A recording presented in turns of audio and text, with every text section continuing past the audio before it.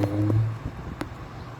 أنا دلوقتي نازل بلدي، وممكن يكون الفيديو دوت آخر فيديو ليا تشوفوه. ممكن تكون هتجرالي حاجة بعد الفيديو دوت. فأنا نازل بلدي وممكن أتاخد في الموضوع. فأنا عايز أفهم الناس إيه اللي حصل معايا بالظبط وإيه اللي أنا فيه، عشان أنا لقيت ناس كتير أوي مش فاهمة أي حاجة أصلا. يعني الناس بتخش تقول كلام هو مش حاصل. فأنا حابب أتكلم معاكم وحابب أفهمكم أنا إيه اللي حصل معايا بالظبط. أنا مبدئيا كده كنت راجع من شغلي، رايح ومصحف ربنا وحياة ربنا شاهد على كلامي، رايح أجيب ابني عشان رايح أعمل له عقيقة أفرح بيه زي ما أي حد بيفرح بابنه. فوأنا راجع في الطريق في نص الدائري بالظبط في بنزينة اسمها موبيل، في طلعت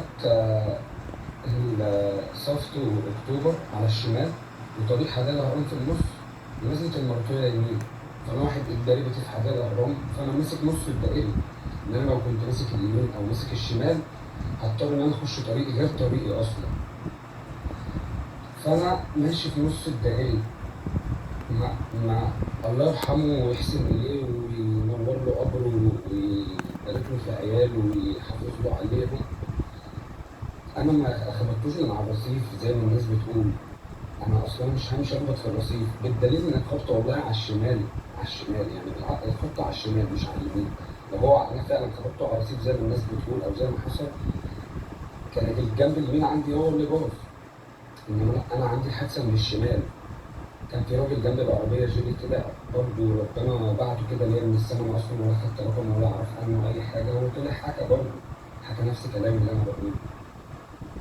فربنا يعلم أنا كنت حاسس بإيه ساعتها وعملت إيه لأجل الناس ديت ولأجل الراجل المتوفى الله يرحمه ويحسن إليه. فأنا الناس قالت عليا إن أنا بدوس على الناس بفلوسي أو إن أنا بمشي بموت الناس. أنا عليا حرام من ديني. واحد والده متوفي من هو عنده سنة. عشت عمري كله مع أمي بس أنا وأخوي.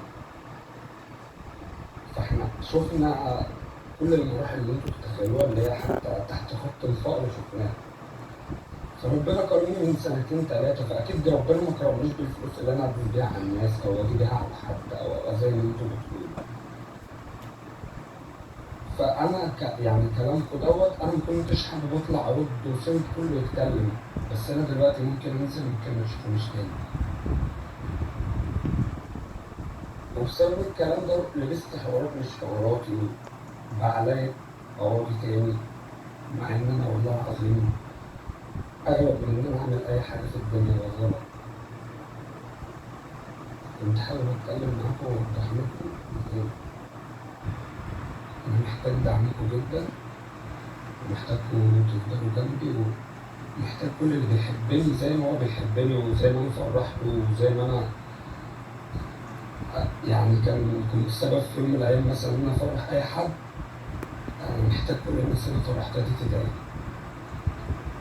محتاج كل دعوة من أي حد، ومحتاج كنت تفهموا إن أنا عمري في حياتي ما وكنت البني آدم اللي هو بيبص على الناس بفلوس. أنا شفت كل المراحل في الدنيا اللي تخليني عمري ما أبقى كده. آخر حاجة هحاول في الدنيا اللي تخليني عمري ما أبقى كده.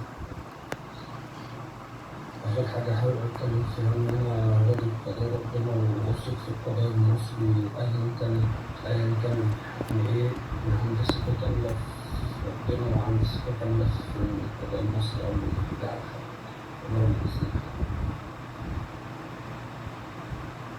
وخليكم فاكرين إن أنا أقسم بجلالة الله أقل خلق الله وأفضل أقل خلق الله. فأنا عمري في حياتي ما مش هدوس على الناس بفلوسي، ولا حيلتي فلوس اللي هي تخليني مش هدوس على الناس بيها. شكرا. أنا محتاج دعمكم جدا، ومحتاجكم تفضلوا جنبي، ومحتاج كل اللي بيحبني زي ما هو بيحبني وزي ما أنا فرحته وزي ما أنا يعني كنت السبب في يوم من الأيام مثلا إن أنا أفرح أي حد.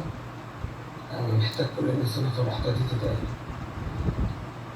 محتاج كل دعوة من أي حد، ومحتاج كنت كمان إن أنا عمري في حياتي ما كنت البني آدم اللي هو بيبص على الناس بفلوس أنا شفت كل المراحل في الدنيا اللي تخليني عمري ما أبقى كده.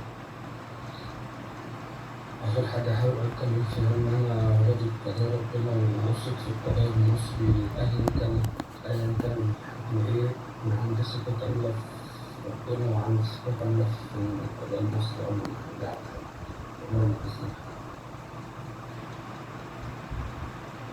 خليكوا فاكرين إن أنا أقسم بجلالة الله أقل خلق الله وأفضل أقل خلق الله، فأنا عمري في حياتي ما همشي أدوس على الناس بفلوسي، ولا حيلتي فلوس اللي هي تخليني أمشي أدوس على الناس بيها.